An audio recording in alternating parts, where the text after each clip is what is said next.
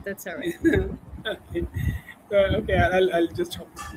Hello, everyone. This is Zafar Abundance Walla, and you're watching Abundance Show on Global Abundance Organization Go TV.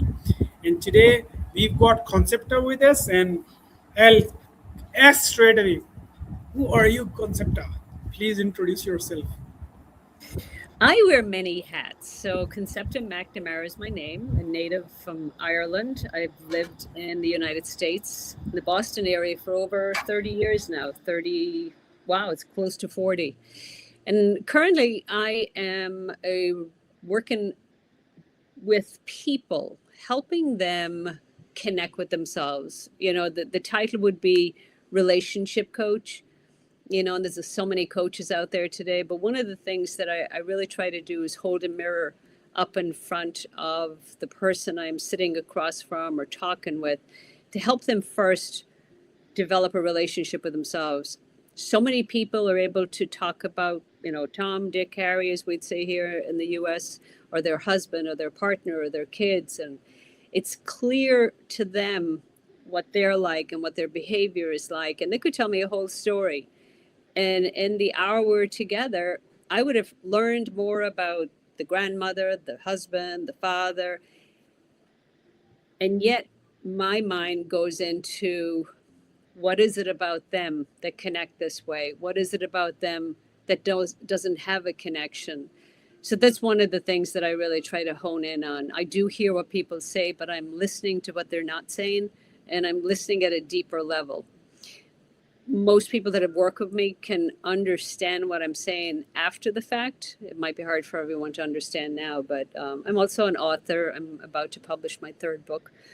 And each book, it really is about teaching people to not just look in the mirror, but to really understand how they've grown up, how that has built belief systems. I also call belief systems bullshit, because a lot of times people grow up in dysfunctional homes where the blocks they're building are not accurate. They're stories we tell ourselves, especially if there's trauma in the home. Sometimes trauma can be in silence. That was one of the things that I think was the hardest thing for me to really wrap my mind around, was the emotional constipation in my home. I used to think it'd be easier if my parents were alcoholics. I'm like, they were just drunk, but they weren't. They were always home. They were always sober. And yet we didn't have that emotional connection. And that really impacts every single relationship I've ever had. And so now it's like I'm at a place in my life where I really welcome and cherish working with people who want to do the work. It's not easy, but it's so worth it. The gift on the other side is a better life. Thank you, Concepta. Yeah, since your name goes very well with the clearing of the concept. Okay, what happens when we are broke? Like we are in dark, like we have lost our loved ones, or like we are heartbroken. And what's that? I mean, where does that energy go? And why we do go into dark? And what's that is needed to be focused at that point of time when we are broke, we are down, and how to cope up with that's the situation as a spouse. Yeah, I don't know if I would use the word broken, because that means we need to fix something. And men are great fixers, or they think they are, and they want to fix people. I just don't see them as broken. So you mentioned a few different things. So there's obviously, you lose a loved one. The most natural thing in the world to do is to feel sad and to grieve that. Everyone has a different way of grieving, and that's a very obvious time to be sad, to be in mourning. And sometimes, that could last a year for some people. A lot of people say, you have to go through the four seasons. If it's four different celebrate the 4 years, or the year of celebrations, and the first holiday, and the first Mother's Day, and the first this and the first that. I personally don't attach holidays to people. I think I did with my dad for the first 4 years. until I had a moment of clarity and realized that this is a choice that I do. I am choosing to be morbid, basically, on the day of his passing. And I'd go around feeling really morbid. And I don't think I realized it was a choice until, I don't know what I do know, but it would take too long to explain it. But it's like it just happened to be the 4th year of his anniversary. And I remember waking up and I had confused the date. I had thought he had passed on, let's say, the 10th of October or the 8th of October. I don't remember. But I ended up grieving that day, 2 days before he passed, and realized it that night when I was talking to my sister. I was like, "Do you miss Daddy today?" And she goes, "Yeah, but I'll miss him more in 2 days." And I'm like, "What?" It just dawned on me. I'm not sure how they do the dates where you are, but in Ireland they do it different in America, month versus date and date versus month. So I got them confused in my mind this is many years ago now because my dad's been gone a long time. But it was such a gift. I always say he still gives me gifts even from the grave. That gift that day literally shifted every thought I've had since. And my mom didn't pass until, many years later. And again, on each anniversary or time or birthday, and it's actually coming up, she passed on June 3rd, and her birthday was June 4th. And I could easily attach a heaviness to that. It's been 9 years. But even for the first year, I really didn't, because I know we have a choice. So you also touched on, someone just not being able to get up in the morning and they're really doom and gloom and they can't see the light at the end of the tunnel. And, it sounds like you're talking about depression. Obviously, there's clinical depression, which does need, obviously, often medication. But there's a lot of it is emotional depression too. And it's, when you think of the word depressed, to depress is to push down, to depress. And for me, it's like I didn't like being in the dark, and I was for many years. I got sober at 22, and I think the first 4 or 5 years it was a dark place, a dark time. And I know today it was 100% because of my thoughts. 100%. Everything got funneled through my mind, through my brain. And of course, my brain at the time was operating from belief systems that were not accurate. And I was processing thoughts and everything through a distorted mind. So if you wanted to give me an example of what you're talking about, obviously, like the death of a loved one, it's pretty general. And I think you have to give yourself as much time as you need to grieve. There's no right or wrong way of grieving. But if you can give me more of an example that maybe not is as black and white as a death, I might be able to hone in better on that. Yeah, I mean, Concepta, if we talk about somebody dies, and it is quite natural, and it's none of one's mistake. One has to die one day, so there is quite a lot satisfaction. Sooner or later, you're gonna get settled down. Someone will take more time, someone less. But how about those people, like a mother leaving kids? How put those kids to how to tackle that thing? I mean, no mothers ever on the face of earth would think of leaving one's kid. But if someone does so that's the point. No, this is not natural. It's not from God's side, or like it's like man-made, like our own made problems. So how to tackle the problem as a kid, or the custodian? Again, I'll go back to our thoughts. So most of us are walking around saying parents should not bury their kids. So that's one of the things that is spoken. And if we're walking around believing that that's the truth and it happens, then we're going to be very confused. And this happened recently with my sister's good friend in Ireland. she had to bury her 34-year-old daughter who died tragically in a car accident. And the first thing everyone said, you know, you shouldn't be going through this. She should have a full life, and should and should and should. It's in the should that our pain comes from. It's in what we think should have happened. And I truly believe, and I don't know too much about this, but I truly believe our soul has its own journey. I think it has its own contract from the day we come into this world till the day we're either taken out or we're die of natural causes.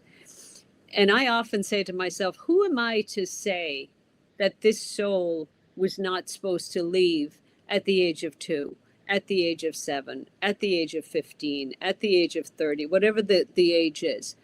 I think it'll all make more sense to us one day during our own life review. But I truly believe it's the concepts that we've created in our mind.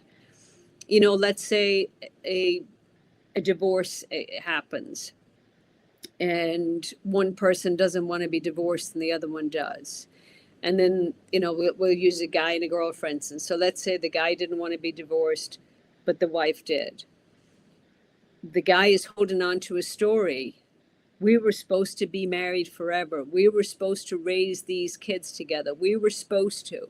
So the guy is now thinking of the painful thoughts instead of being able to shift over to acceptance of what is. Because again, who are we to say that the person you married when you were, I don't know, let's say 20, and maybe she was 20, who's to say that they're supposed to journey together till death do them part? I mean, some people say that in front of a church or a pastor or whatever. But again, every single person has its own path. It's about making choices. It's about communication. It's about lack of communication. It's about secrets. It's about, there's a whole litany of things as to why relationships end. You know, it is so tragic when you'd hear about, you know, a child losing their mom at a young age. Yes, it's really tragic. And I think if the child can learn, it depends on what age they are. It's all age appropriate information you give a child. Obviously, if they're 2 or 6 or 7, it's going to be different information. But helping that child to accept what is and not be stuck in the pain of what they think should have been. And that's what a lot of people do. It's like they create their own pain instead of accepting what is. You know, a divorce, like I said, you know, that's the death of a relationship. It's the death of the family gatherings. And, you know, I know you've shared before, and we've shared publicly, you are divorced. And, you know, your wife is not the person you wanted her to be. But clearly you're not the guy she wanted you to be either. So instead of wishing the other person was different, you've decided to go, you know, on separate paths. And again, what kind of a mom she is going to be 100% up to her. But for you thinking that you know what kind of a mom these kids need and what kind of a mom she should be, that's where all people's pain comes from, and our own thoughts as to the way it should be. What does the word should mean? You know, does what I'm saying resonate? Very right. I mean, you got me. You got my intention. I mean, that's this should would like. I mean, these are perspectives.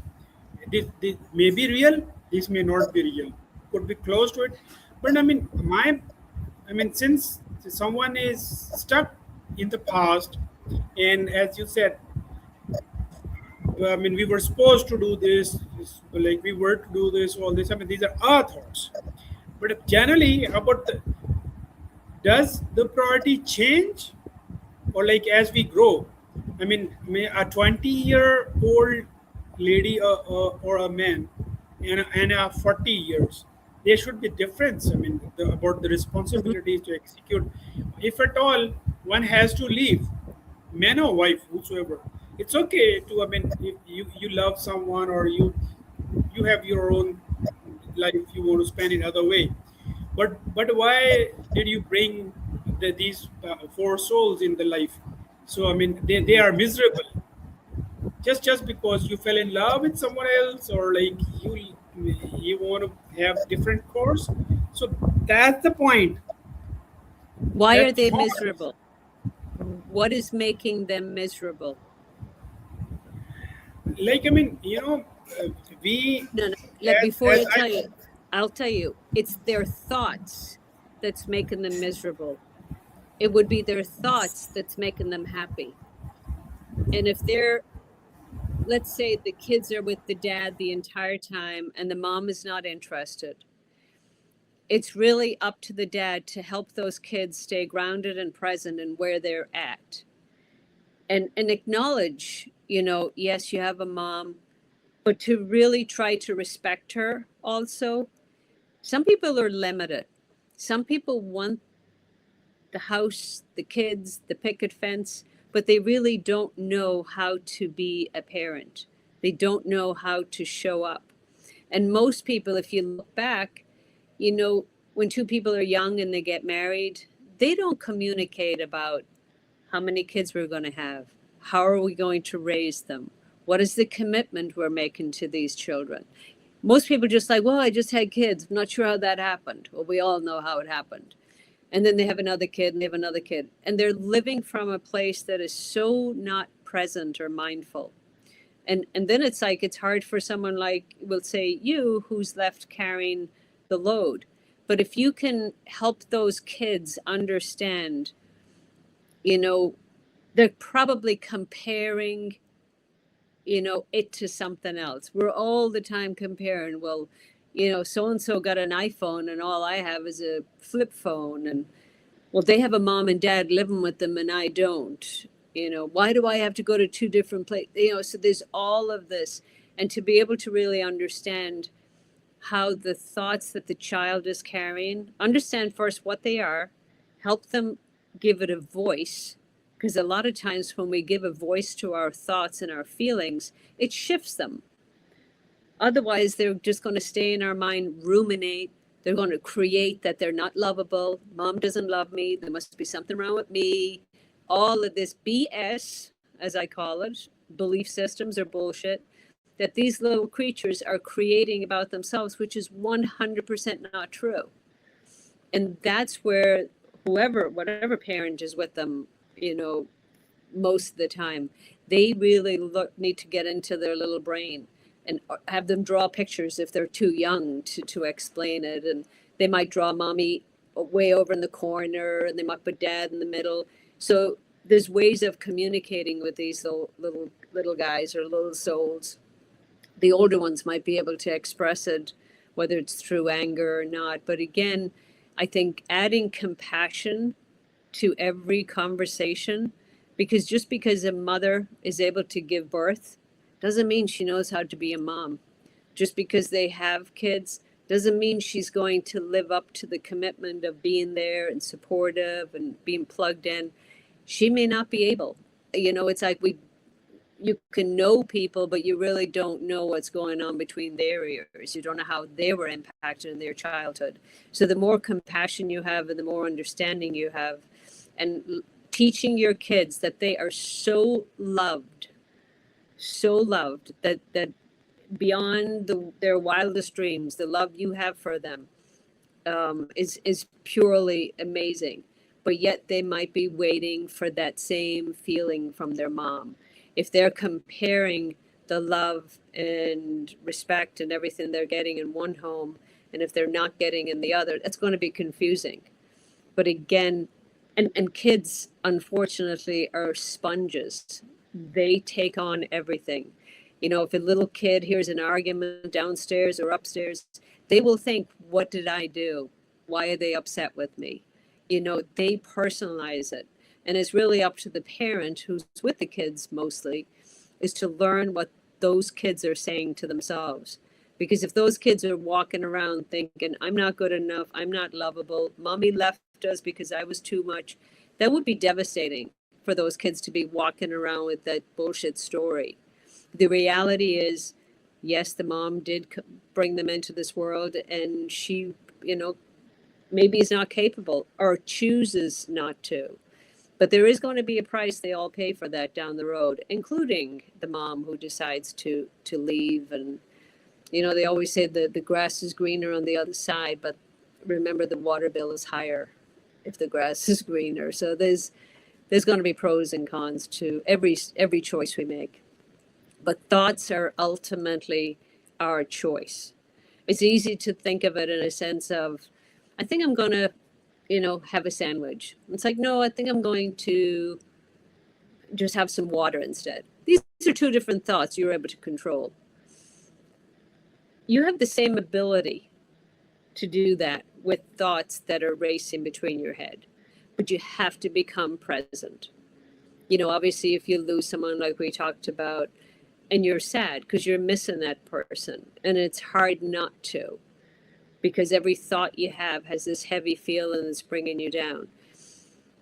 And a lot of times it's because you're remembering, maybe the last week of their life, or you're remembering the day they took their last breath. Meanwhile, like my dad was around 92 years.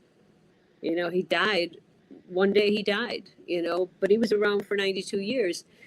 And for quite a while, or earlier on in that process, I just was so boggled down with the heaviness of the loss. And then as time went by, I would smile and think about, a happy moment. And then I'd feel guilty for smiling, because how can you be smiling? You just lost your dad. And there's so much, I always call it the shitty committee that goes on in your head. But you really need to, again, get to know yourself. Know there's a critic in there. Know there's someone that's going to want to sabotage the idea. Know there's someone that really wants you to, work through this and allow yourself to feel the feelings, but don't get weighed down by them. And initially, I do think when you lose someone or you go through a divorce, there is absolutely a period where it's awful hard not to, not have that heaviness or that darkness. I think because I had learned it at that 4-year gift that my dad gave me when my mom did pass, I was able to hold on to both, the peace that she was at now, because she was basically confined to bed. And I had the opportunity of being home with her when she did pass, which was such a gift. I'd gone home, I think, 5 times in 6 months from America to Ireland. So I have no regrets. I did everything I could with her. So for me to walk around in sadness because I lost my mom, who didn't know me, who wasn't able to eat, who wasn't, that kind of a loss is easier. But like you said, going back to children, when they lose a mom, it can be devastating. But at the same time, it really depends on what that child is saying to themselves about mom. That's what I think people need to hone in on when they're the primary caregiver of young kids whose parent, whether it's the mom or dad, that does decide to leave. The last thing you want to do is put their mother down, or the vice versa, badmouth them.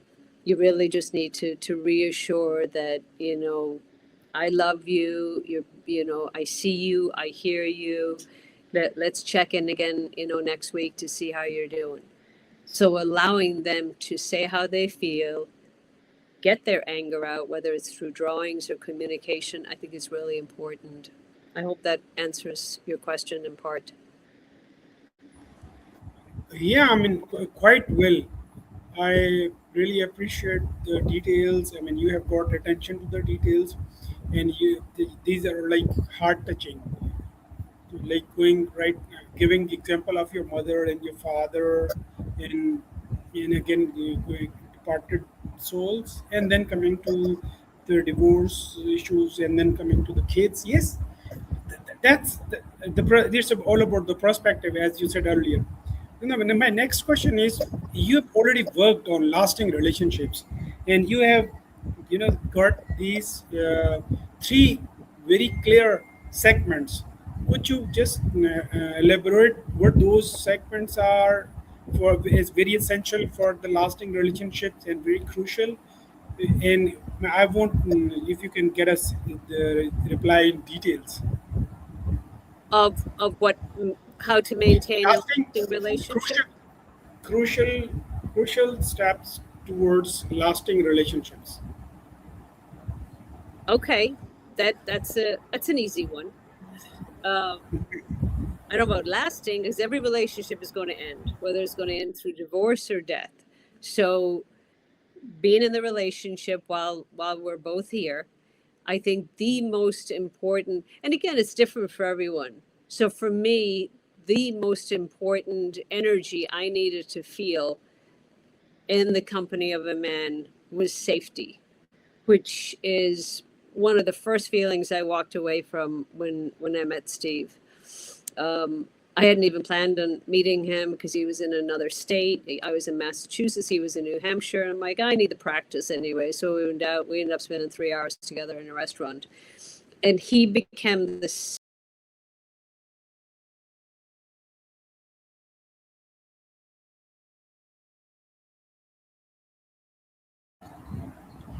We just lost her just because she is away, just because of the internet connection. She'll be back soon. Yes. So I Yeah, think one of the most important. three crucial steps for the lasting relationships. Yeah. Okay. So if you asked me this question at 25 or 30, I would say chemistry, number one. That would be at the age of 25 or 30, because it had a lot to do with from my childhood and what I understood about, being seen and heard, had a sexual energy to it. So that's what I would have said at 25 or 30, 35. As I matured and as I've done a lot of work around my, childhood of origin issues and stuff, and I was blessed that the therapist I chose to do work with was male, and I spent 17 years working with him, and then we did group therapy. So I feel very blessed to have been able to be in safe relationships for, I think it was two stints of 4 years. So it was 8 years of group therapy that we did every Thursday for 90 minutes. And it would be people back and forth, letting you know how you impact them and how you don't, and how the silence can also impact someone.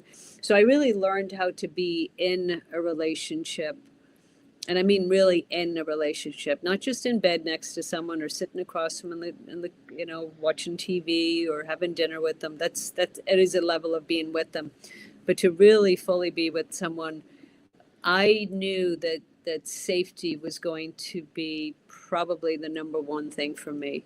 I needed to feel that safe energy, and I think I picked the best partner for me.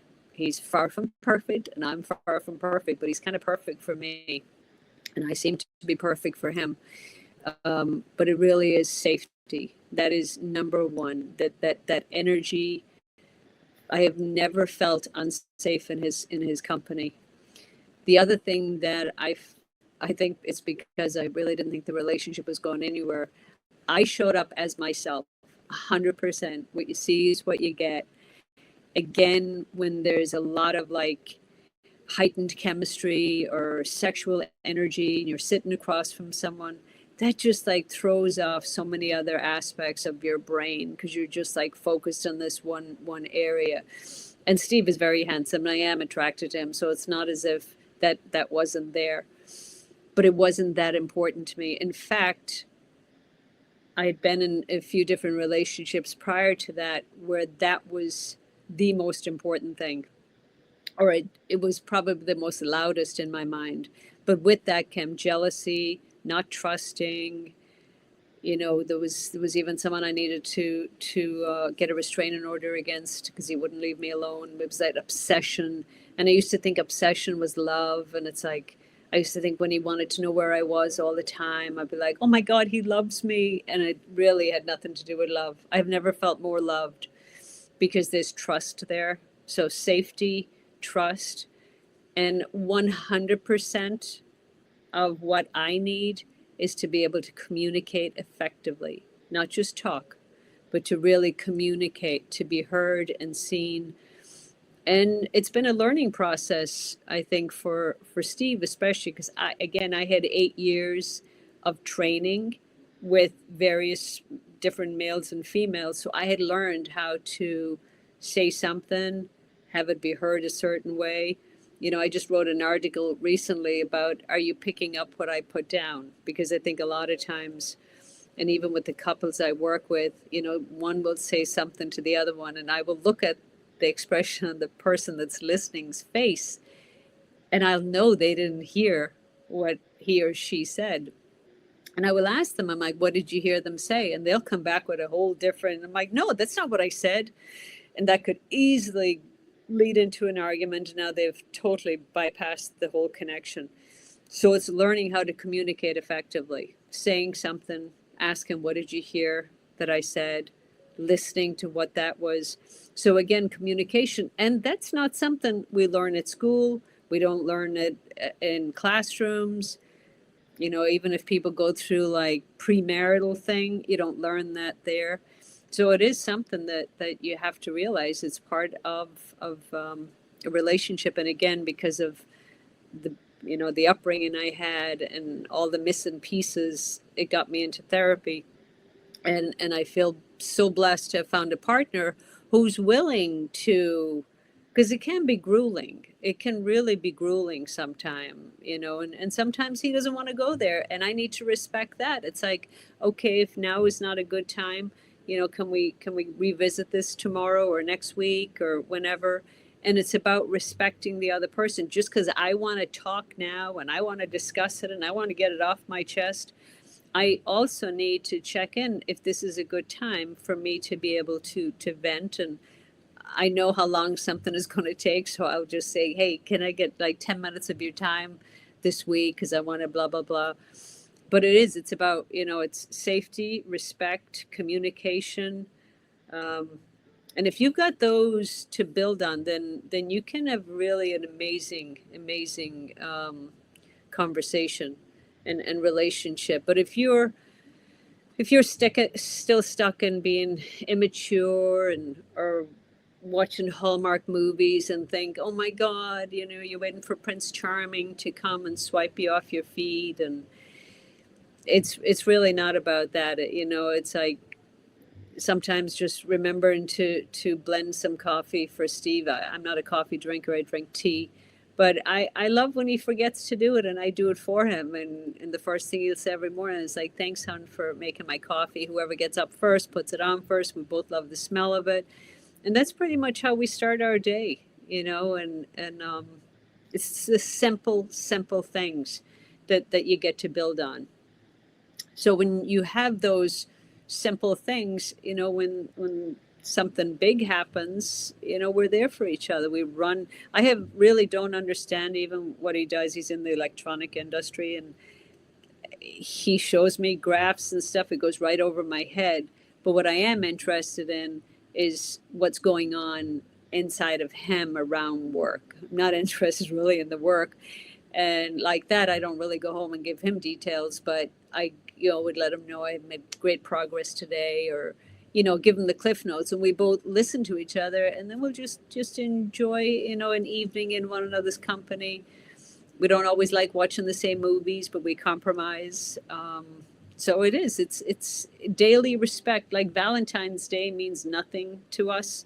I don't want to get like flowers and love that day. I just want to be respected every day. So it really is. And it takes work. And, it's like Steve came that way. And I think, he has a couple of ex-wives in his past, and, he worked through some of his stuff, maybe not in the same way as I did, but I think he really appreciates what we have and the level of communication. I think he's experiencing something he may not have experienced in the past.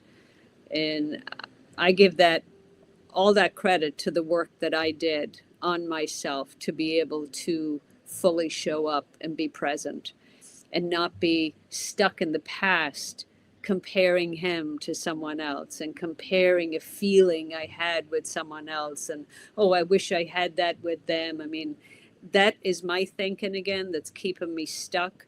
and it's keeping me from being present and vulnerable. And it's unfair to myself, and it would be unfair to him. Sure, I've had experience in the past that were amazing and some not so amazing. And I choose to not, ruminate or obsess over each of them. Sometimes I have dreams about one or the other. It's just a dream. And I don't have to walk around, in I wish, or yearning.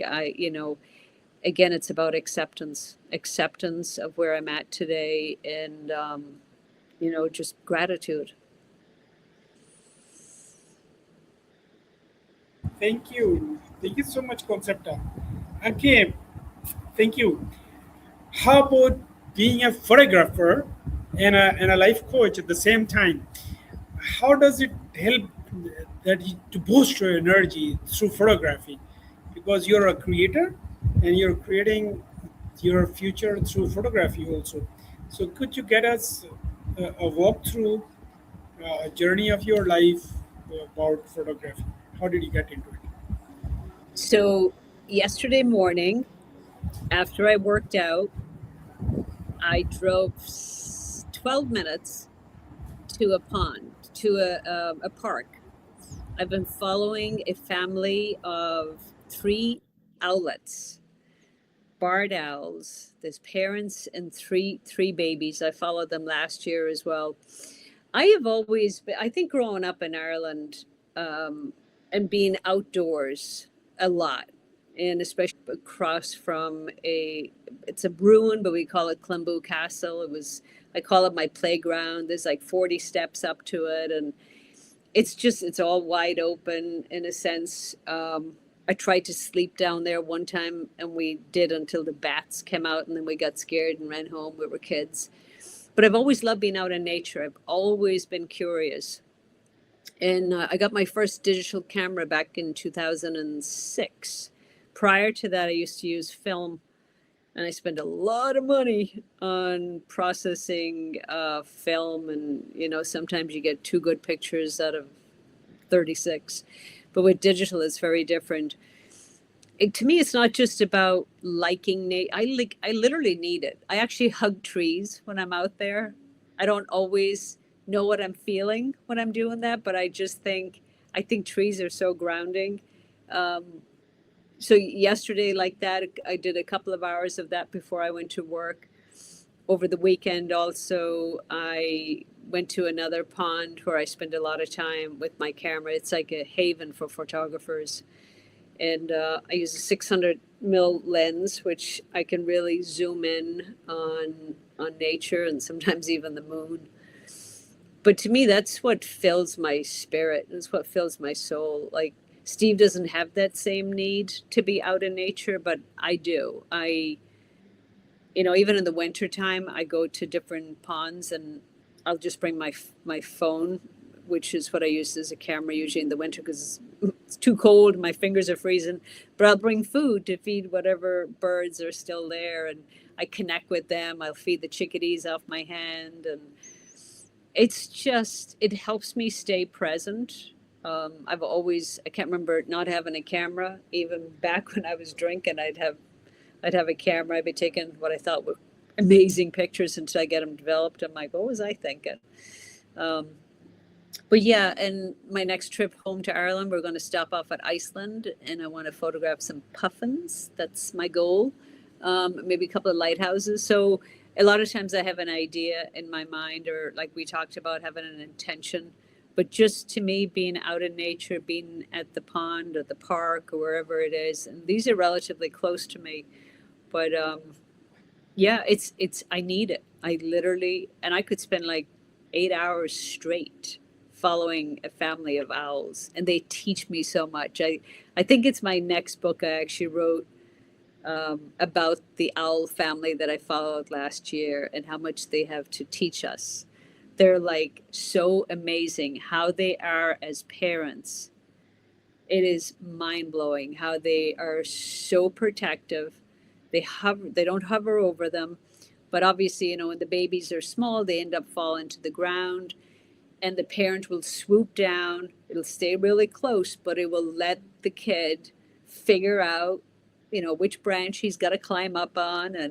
but he's also keeping them safe. And it's like, if parents could learn that, they would be so much better off.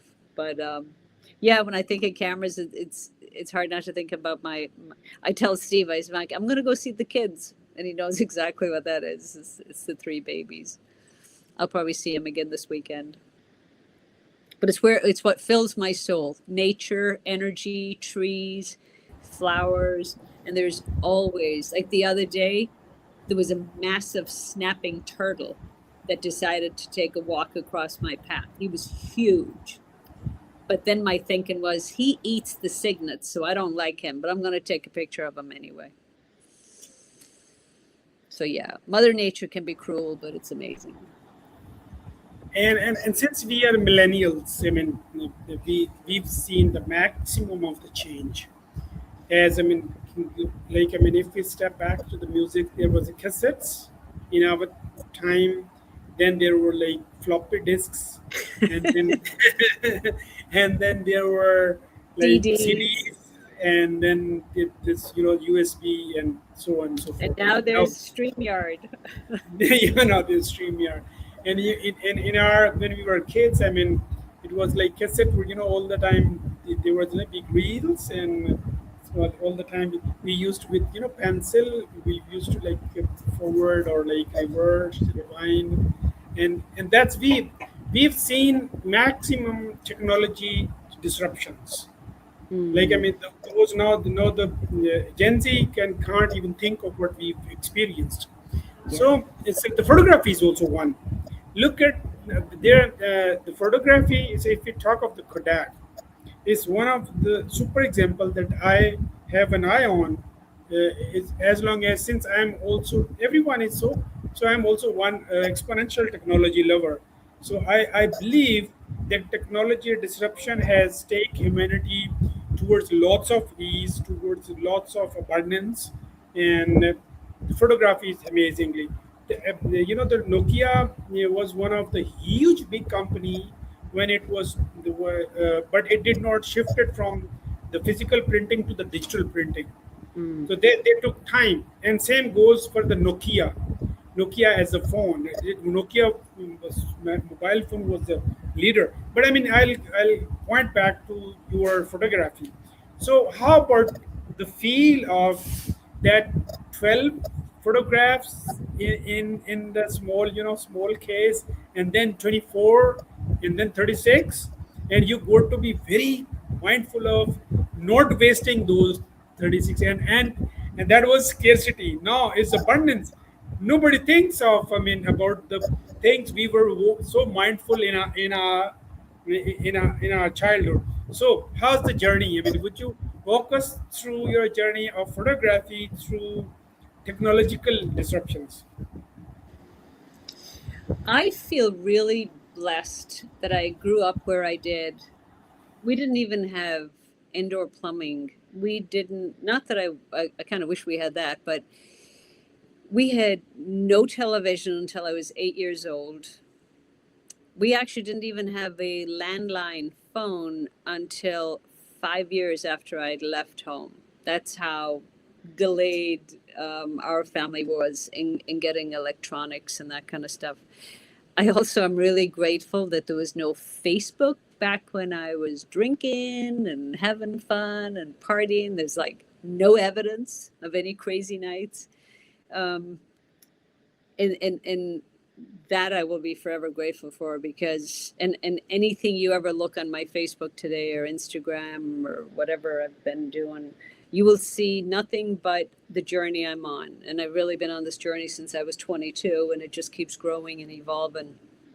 And I think what you're asking me is about electronics in a sense of, so they're a blessing and a curse. I can see, I'm not a mom, but I can absolutely see everywhere I go, there are different times when handing a child a phone when they're screaming, instantly stop.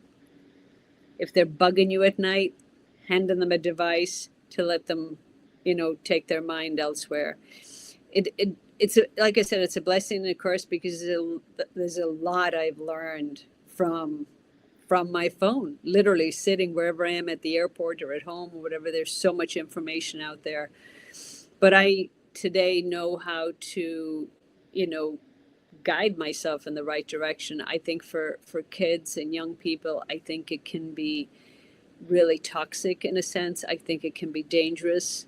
And again, it depends on how it's used and what it's used for. I know a lot of parents are able to put, blocks on their phone or be able to check and see what they're looking at and whatnot. Um, but I love where cameras are nowadays. I mean, I'm looking for another new one. It's a little pricey, but I love the fact like getting better equipment, better quality, clearer. The one thing that I don't do is print a whole lot of them. I do print stuff for a couple of different shows I've done where I've sold some of my work. But it's a blessing and a curse, and it's like anything else. It's like it depends on the mindset of where you're at. And if people could have an intention before they do something, know what their intention is, whether or not, it gets derailed, which it might, that will determine, the outcome of you said a couple of things, and let me just go back and ask you to maybe be more clear about what you wanted me to talk about, because I think I've gone in a couple of different directions there. Yeah, sure. I mean, since I was asking these questions for, I am so big, huge believer of energy. Energy is what generates action. Actions are what generate results. Results are what generates the reality and creates the reality. That's more important in life. You are you. I am me. Just because we have created this future that you're living right now. So my question is about energy. I mean, since when you are like, I mean, anything happens against your will or against your thinking, that boggles you down, that drains your energies. So how, as a human, would you coach us to get back those energies so that we can get back to life, so that we can act promptly, and then that's how I mean life goes on. So Yes. energy, I mean, Well, and we've got like last 4 minutes to close the discussion yeah. because I'll Well, be hopping on to my next interview. yeah, and we can do a little synopsis, and then we can have a whole show about it next time. It's True. about reclaiming yourself. It goes back to knowing yourself. Every thought has energy. Every single thought. That's why I am very, very careful when I'm on Facebook or someone makes a comment about something, and some stuff, it's like one comment can trigger another comment, and I'm talking about ones that are critical and judgmental. Now all of that's being spread. That energy is being spread all over the internet. I think it was Mother Teresa that said it a long time ago, and I really love her philosophy when she said, "I will support what I want, not what I don't want." People were asking her to march against um, wars, and she said, "No, but I will march for peace." So to be able to focus on what we want, not what we don't want, and it all starts with thoughts, understanding how you're wired, and then you have the ability to change your thoughts. I can't hear you. Thank you so much, Concepta, for wonderful discussion You're on my show. welcome. So thank you so much. See you soon, and All bye bye. righty. Bye bye. Stay blessed.